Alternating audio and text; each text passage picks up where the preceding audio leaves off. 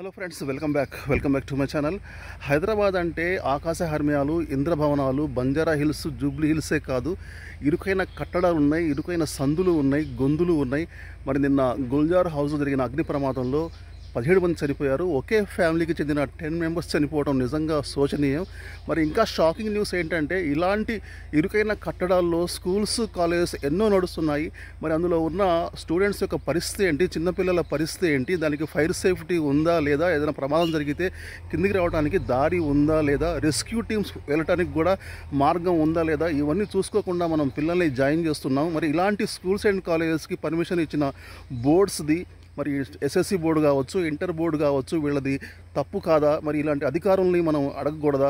లంచాలు మరిగి ఇలాంటి వాళ్ళు ఇలాంటి స్కూల్స్, కాలేజెస్కి అధికారులు పర్మిషన్లు ఇస్తున్నారు. మరి వీళ్ళని నిలదీయాల్సిన అవసరం లేదా, నిగ్గుదీయాల్సిన అవసరం లేదా? ఆలోచించండి ఫ్రెండ్స్. సో చేతులు కాలాక ఆకులు పట్టుకుంటే లాభం ఏంటి? ప్రాణాలు పోయిన తర్వాత మనం ఏం తిట్టుకున్నా, ఎవరిని ఏం చేసినా కానీ ప్రయోజనం ఏముంది? ఆలోచించండి friends. Okay, thank you very much.